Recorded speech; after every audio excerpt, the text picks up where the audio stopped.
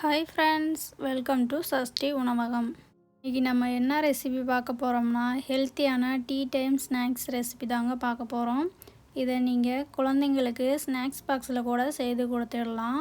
ஒரு டைம் செஞ்சு வச்சுக்கிட்டிங்கன்னா 15 நாளைக்கு ஸ்நாக்ஸ் பிரச்சனையே இல்லைங்க. வாங்க இப்போ இந்த ரெசிபி எப்படி செய்யலான்னு பார்க்கலாம். ஃபஸ்ட் இந்த ரெசிபி பண்ணுறதுக்கு ஒரு மிக்சிங் பவுல் எடுத்துக்கோங்க. அதில் 3 கப் அளவுக்கு அவல் எடுத்துக்கோங்க. நான் இன்றைக்கி வெள்ளை கலர் திக்கான அவல் தான் எடுத்திருக்கேன். நீங்கள் ரெட் கலர் அவல் கூட பயன்படுத்திக்கலாம். ரொம்ப பேப்பர் மாதிரி இருக்கும்ல, அந்த அவல் பயன்படுத்த வேண்டாம். இந்த ரெசிபிக்கு திக்கான அவல் தான் பயன்படுத்தணும். இந்த ரெசிபி 15 நாள் வரைக்கும் நம்ம ஸ்டோர் பண்ணி வச்சு சாப்பிடலாம். அதனால் செய்யும்போதே அதிக குவான்டிட்டியில் செஞ்சிட்டோன்னா 15 நாள் வரைக்கும் நமக்கு ஸ்நாக்ஸ் பிரச்சனை எதுவுமே இருக்காது. இப்போது ஒரு ஜன்னி எடுத்துக்கோங்க. அதில் இந்த அவலை போட்டுக்கோங்க. கொஞ்சம் கொஞ்சமாக போட்டு சலித்து எடுத்துக்கோங்க. எதுக்காக இந்த மாதிரி சலிக்கிறோம்னா, அவலில் கொஞ்சமாக தூசி இல்லை இந்த மாதிரி அவளோட சின்ன சின்ன துகள்கள்லாம் இருக்கும். அதனால் இந்த மாதிரி ஜலிக்கும்போது அது போயிடும். இப்போ பாருங்கள், இந்த மாதிரி துகள்கள்லாம் இருக்கும்ல, அது போயிடும். இதே மாதிரி மீதம் இருக்க எல்லா அவளையும் சலிச்சிட்டு ஒரு ஓரமாக எடுத்து வச்சுக்கோங்க. இந்த ஸ்டெப்பு நம்ம ஸ்கிப் பண்ணிட்டோம்னா என்ன ஆகும்னா, இந்த அவலில் உள்ள சின்ன சின்ன துகள்கள்லாம் எண்ணெய்க்கு அடியில் போய் அப்படியே செட்டில் ஆகிக்கும். அப்புறமா நம்ம அவலை போட்டு பொரிக்கும்போது அது கருவுனோட வர வாய்ப்பு இருக்குது. அதனால் இந்த ஸ்டெப்பை நீங்கள் ஸ்கிப் பண்ணாமல் செஞ்சுக்கோங்க. நம்ம இப்போ பொரிக்க தேவையான அளவு எண்ணெயை சூடுபடுத்திட்டு உள்ளே இந்த மாதிரி ஜன்னியை வச்சுக்கோங்க. இந்த மாதிரி நம்ம எதுக்காக பண்ணுறோம்னா, ஒவ்வொரு பொருளையும் நம்ம உள்ளே போட்டு பொரிச்செடுக்கிறதுக்கு ஈஸியாக இருக்கும். எல்லா பொருளும் கருவாமல் சீக்கிரமாக நல்லா பொரிச்செடுக்கிறதுக்காக இந்த ஸ்டெப்பை நம்ம பயன்படுத்துகிறோம். எண்ணெய் நல்லா சூடானதுக்கு பிறகு இதில் 1/2 கப் அளவுக்கு பச்சை வேர்க்கடலை சேர்த்துக்கோங்க. நீங்கள் வறுத்த வேர்க்கடலை வச்சுருந்தீங்கன்னா இந்த ஸ்டெப்பை ஸ்கிப் பண்ணிடுங்க. நான் இப்போ பச்சை வேர்க்கடலை சேர்க்க போகிறேன், அதனால் வறுத்துட்டு சேர்க்க போகிறேன். இப்போது கரண்டியை வச்சு இந்த மாதிரி நல்லா கிண்டி விட்டுக்கோங்க. நல்லா மொறுமொறுவாக வர வரைக்கும் நல்லா வறுத்து எடுத்துக்கோங்க. இப்போ பாருங்கள், நல்லா மொறுமொறுன்னு வந்துருச்சு. இப்போது அப்படியே ஜன்னியை எண்ணெயை விட்டு எடுத்துக்கோங்க. இப்போ இதை ஒரு பிளேட்டுக்கு மாற்றிக்கலாம். எக்ஸ்ட்ரா இருக்க எண்ணெயை எடுக்கிறதுக்காக ஒரு டிஷ்யூ பேப்பரில் கொட்டி ஒரு 2 நிமிஷத்துக்கு நீங்கள் விட்டிங்கன்னா எக்ஸ்ட்ரா இருக்க எண்ணெயெல்லாம் போயிடும். அப்புறமா ஒரு பிளேட்டுக்கு மாற்றிக்கலாம். அடுத்ததாக அதே எண்ணெயில் 1/2 கப் அளவுக்கு பொட்டுக்கடலை சேர்த்துக்கோங்க. பொதுவாகவே நமக்கு வறுத்த பொட்டுக்கடலை தான் கிடைக்கும். அதனால் ஒரு நிமிஷத்துக்கு நல்லா வறுத்துக்கலாம். இப்போ பாருங்கள், நல்லா பொரிஞ்சு பருபட்டு வந்துடுச்சு. கலர் மாறி இருக்குது பாருங்கள். இந்த டைமில் ஜலிக்கிய எண்ணெயை விட்டு வெளியில் எடுத்து எண்ணெயை நல்லா வடிகட்டிட்டு வேர்க்கடலையை வறுத்து வச்சுருக்கோம் இல்லையா, அதே பிளேட்டில் இந்த பொட்டுக்கடலையை மாற்றிக்கோங்க. இந்த பொட்டுக்கடலை சீக்கிரமே வறுபட்டுரும். இப்போது அதே எண்ணெயில் 1/2 கப் அளவுக்கு முந்திரி சேர்த்துக்கோங்க.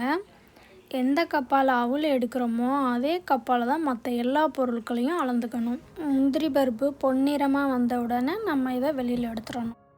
முந்திரி பருப்பும் சீக்கிரமாகவே வறுபட்டுரும். இப்போ பாருங்கள், கலர் நல்லா மாறி இருக்குது. இந்த டைமில் எண்ணெயை விட்டு வெளியில் எடுத்துக்கோங்க. இதையும் நம்ம வறுத்து வச்சுருக்க மற்ற பொருள்கூட சேர்த்துக்கலாம். முந்திரி பருப்பு உங்களுக்கு பிடிக்கும்னா நீங்கள் 1/2 கப்பாக கூட சேர்த்து வறுத்துக்கலாம். சாப்பிட்றதுக்கு நல்லாயிருக்கும். அடுத்தது 1/2 கப் அளவுக்கு பொடியாக கட் பண்ண தேங்காய் சில்லு சேர்த்துக்கோங்க. தேங்காவை எந்த அளவுக்கு ஸ்லைஸாக கட் பண்ண முடியுமோ அந்தளவுக்கு நீங்கள் கட் பண்ணிக்கோங்க. இப்போது தேங்காவை சேர்த்துட்டு நல்லா மொறுமொறுன்னு வர வரைக்கும் நல்லா வறுத்துக்கோங்க. இப்போ பாருங்கள், கலர் சேஞ்ச் ஆகிருக்கு. இந்த டைமில் எண்ணெயை விட்டு வெளியில் எடுத்துக்கோங்க. இப்போ இதையும் நம்ம வறுத்து வச்சுருக்க மற்ற பொருட்கள் கூட சேர்த்துக்கோங்க. தேங்காயை ஒழுங்காக வறுக்காமல் நம்ம சேர்த்தோம்னா சீக்கிரமாக கெட்டு போடுறதுக்கான வாய்ப்பு இருக்குது. அதனால் நல்லா வறுத்துக்கோங்க. அடுத்து நம்ம ஜலிச்சு எடுத்து வச்சுருக்க அவலை கொஞ்சம் கொஞ்சமாக சேர்த்து பொரித்து எடுத்துக்கோங்க. அவலை பொரிக்கும்போது கண்டிப்பாக லோ ஃப்ளேமில் இருக்கக்கூடாது. எந்தளவுக்கு ஹை ஃப்ளேமில் வச்சுக்க முடியுமோ அந்தளவுக்கு ஹை ஃப்ளேமில் வச்சுக்கோங்க. எண்ணெய் கண்டிப்பாக நல்லா சூடாக இருக்கணும். அப்போ தான் அவலை சேர்த்த உடனே இந்த மாதிரி நல்லா பொரிஞ்சு வரும். அவலை எண்ணெயில் சேர்த்ததுமே நல்லா பொரிஞ்சு உப்பி வரும். நல்லா ஒயிட்டிஷ் கலரில் வரும். ஸ்டார்டிங்கில் கொஞ்சமாக அவலை எடுத்து போட்டு பொரித்து பாருங்கள். நல்லா பொரிச்சு உப்பி வந்துச்சுன்னா எண்ணெய் கரெக்டான சூடில் இருக்குதுன்னு அர்த்தம். லோ ஃப்ளேமில் வச்சு பொரிச்சிங்கன்னா அப்படியே எண்ணெய் எல்லாத்தையும் அவ்வளோ உறிஞ்சிரும். அது சாப்பிட்றதுக்கும் நல்லா இருக்காது. இதே போல் மீதம் இருக்க எல்லா அவளையும் பொரித்து நம்ம வறுத்து வச்சுருக்கோம் இல்லையா, வேர்க்கடலை பொட்டுக்கடலை அதில் சேர்த்துக்கோங்க.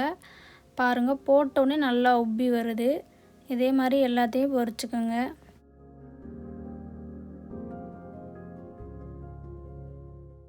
அவல்லாம் பொரித்து எடுத்ததுக்கு பிறகு 2 கப்பு கருவேப்பிலையை இந்த மாதிரி சேர்த்து நல்லா பொரிய விட்டு எடுத்துக்கோங்க. இப்போ பாருங்கள், நல்லா கருவேப்பிலை பொரிஞ்சு நல்லா கிறிஸ்பியாக வறுபட்டு வந்திருக்கு. இந்த ஸ்டேஜில் எண்ணெயிலேருந்து வெளியே எடுத்து நம்ம வறுத்து வச்சுருக்க மற்ற பொருட்களோட சேர்த்துக்கலாம். கருவேப்பிலை நல்லா வாசனையாக இருக்குங்க.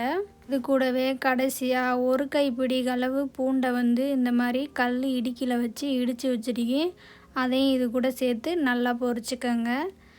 பூண்டு நல்லா பொரிபட்டு வரணுங்க. பூண்டு உங்களுக்கு வேண்டான்னு நினச்சிங்கன்னா நீங்கள் ஸ்கிப் பண்ணிக்கலாம். ஆனால் பூண்டு சேர்க்கும்போது நல்லா கடையில் செய்கிற டேஸ்ட்டு வருங்க. அதனால் பூண்டு சேர்த்துக்கலாம். பாருங்கள், இந்த அளவுக்கு நல்லா வறுத்ததுக்கப்புறம் இதை வறுத்து வச்சுருக்க பொருளில் சேர்த்துக்கோங்க. இப்போது இந்த எல்லா பொருளையும் மிக்ஸ் பண்ணுறதுக்கு இந்த பிளேட் பத்தாது. அதனால நான் இதை பவுலுக்கு மாற்றிக்கிறேன். இங்கே ஒரு அகலமான பாத்திரத்துக்கு கூட இதை மாற்றிக்கலாம். இப்போது இதுக்கு ஒரு மசாலா ரெடி பண்ணணும். அதுக்கு ஒரு சின்ன பவுல் எடுத்துக்கோங்க. அதில் 1/2 டீஸ்பூன் மிளகாத்தூள் சேர்த்துக்கோங்க. 1/2 டீஸ்பூன் மல்லித்தூள் சேர்த்துக்கோங்க. தேவையான அளவு மஞ்சத்தூள் சேர்த்துக்கோங்க. இது கூடவே தேவையான அளவு உப்பு சேர்த்துக்கோங்க. இப்போ இதை நல்லா மிக்ஸ் பண்ணிக்கோங்க. இப்போது மசாலா தயாராகிருச்சு. இப்போது நம்ம ஏற்கனவே பொரித்து வச்சுருக்க அவலில் நம்ம ரெடி பண்ணி வச்சுருக்க மசாலாவை சேர்த்துக்கோங்க. அவ்வளோதான். இதை இப்போ ஒரு கையை வச்சு இல்லைன்னா ஒரு ஸ்பூனை வச்சு இந்த மாதிரி நல்லா மிக்ஸ் பண்ணிக்கோங்க. அவல் பொரிச்ச சூடில் இருக்கும்போதே இந்த மசாலா சேர்த்தாதான் இந்த மசாலா எல்லாமே இந்த பொருட்களில் ஒட்டும். கொஞ்சோண்டு சாப்பிட்டு பாருங்கள். காரம் உப்பு கரெக்டாக இல்லைன்னா நீங்கள் சேர்த்துக்கலாம். அவலில் உள்ள சூடெல்லாம் குறைஞ்சதுக்கப்புறமா நல்லா ஆற விட்டு இதை ஒரு கண்ணாடி கிளாஸ் பாட்டிலுக்கு மாற்றிக்கலாம். இதை நீங்கள் கடையில் வாங்கின மிக்சர் மாதிரி வெளியிலேயே ஸ்டோர் பண்ணி வச்சு ஒரு 15 நாள் இல்லது 25 நாள் வரைக்கும் நீங்கள் வச்சு சாப்பிடலாம். இது ஒரு டேஸ்டியான டீ டைம் ஸ்நாக்ஸ் ரெசிபிங்க. அல்லது நீங்கள் ஸ்கூல் விட்டு வரும் குழந்தைங்களுக்கு கூட இந்த மாதிரி நீங்கள் செய்து கொடுக்கலாம். அல்லது நீங்கள் ஒரு ஃபெஸ்டிவலுக்கு கூட இதை ஸ்நாக்ஸ் ரெசிபியாக செய்யலாம். அதாவது தீபாவளிக்கு கூட நீங்கள் இந்த மாதிரி செய்யலாம்.